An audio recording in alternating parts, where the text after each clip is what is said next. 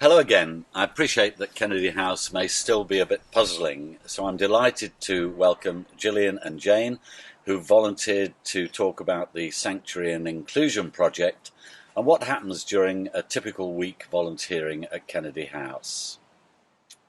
So Jane, to begin with, there are four of us volunteering from very different backgrounds. Katie is a nurse, Gillian is a tax inspector, I'm a school inspector, and you're a proper teacher with a lifelong history of primary school teaching. Can you tell us how different teaching in Kennedy House is from your previous life? The simple answer is very different. I've had obviously a lot of experience with teaching, but teaching men from another country is very, very different. Many of the men come to class with limited English or a lot of English, and then there's the men in between. Many of the men are well educated, but some of the men have had limited time in school. Timekeeping is another thing that is a little bit of an issue, but that is because many of the men have had trauma, suffering from trauma rather, depression, and also their attendance also is a little bit flaky as a result of what they've been through. So it all makes teaching a little bit interesting. So how do you plan for that? That's a tricky one. That's a hard one to answer. It is not easy to plan. We all have our ideas, what we could cover on a particular afternoon, but whether we do that is another thing. So planning is difficult, Bill. But I think that the fact that we are there with the men, working alongside them, standing alongside them, is the most critical thing. We are there with them, whatever. Thanks, Jane. Thank you. That's super. Gillian, you're the boss during the afternoons. So can you give us an idea of what a typical afternoon is like at Kennedy House? Well, first of all, there isn't a typical afternoon, Bill. In the 4 years that we've been there, I think every week is different, every day is different. All I'd say is that we do operate 3 days a week, Tuesday, Wednesday, Thursday. There are 9 volunteers and we try to have about 3 volunteers for each session. In theory we start at 4, but as Jane has mentioned, punctuality is not some of the men's strong point. So when we think we've got enough men there, which is often between 3 and 8, we'll divvy them up into groups according to what we think is the best ability. So we'll have an absolute beginners group, a group that have got a little bit of language ability, written, spoken, and then those who've got stronger language skills. And which of those groups do you take? I usually work with those who've got the greater language ability and have got more complex, and I work with them to develop their complex language skills.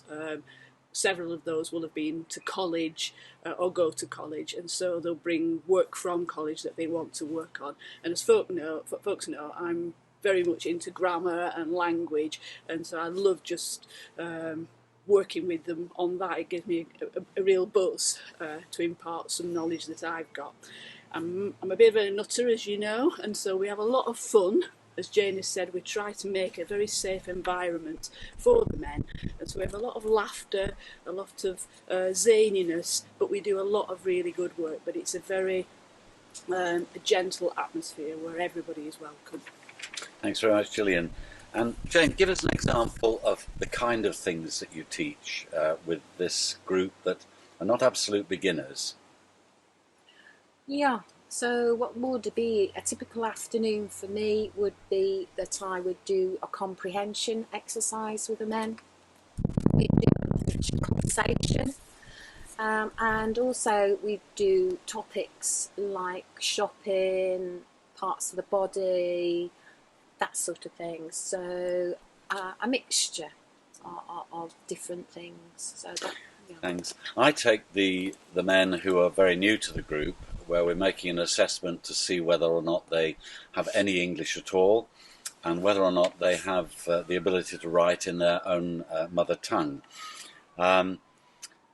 So many of the men that I see will come just for 1 week and not again, or they'll come for 1 or 2 weeks because they're new arrivals. My ambition for them is that they will be able to say their own name clearly. They will be able to say their address clearly. They will also be able to give their age clearly. If they come for more than 1 week, we can begin to look at writing skills. We can begin to look at things like colour recognition and the words for colours. And I'm constantly making an assessment of what we can do to help them to survive in their early encounters in this country. Gillian, the project is about more than teaching. Can you tell us a little bit more about what the project does? Yeah, it does do a lot more than teaching. Obviously, learning the language is really important to get the men to feel settled and assimilated into Britain. But we have other volunteers who do all sorts of things. We've got a bike project. The men can have a bike for the duration of their stay at Kennedy House, which is brilliant because it cuts down costs for transport for them. We have a garden allotment site which we've built from scratch, which we encourage the men to get involved with, and they do enjoy the produce from there. We have a barbecue once a quarter where everybody's welcome, all the men who live there, previous residents, all the volunteers. We encourage the men to cook some traditional dishes. We fund the cost of the food, but we have a brilliant time together, a real party atmosphere, lots of music and just mixing and just feeling at home and welcome with everybody. Another important thing is the men get a lot of correspondence from the Home Office, from their solicitors, from the NHS for hospital appointments, which contains some very complex language. So we spend quite a lot of time with them going through letters, explaining what things mean, ringing up, making appointments, taking them to appointments, to hospital appointments, to see the MP. So there's quite a lot of things going on with that. And then we fund trips out to cultural sites in the UK. So they go, last year and the year before, they went to lots of cities in the UK, London, Manchester, Liverpool, and even to Blackpool and the beach. So they're getting around and seeing lots of things. Gillian, one of the obvious things that you bring to the project is your own enthusiasm. How do you think OBC can continue to support the project once we come out of lockdown?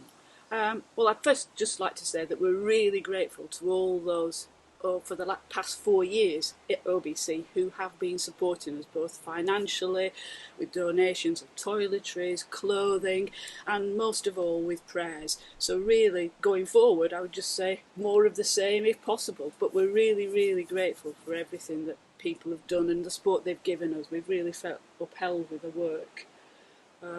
Gill and Jane, thank you for your contribution to this panel. If you want to know any more, please talk to any of us. We'll be very happy to tell you more.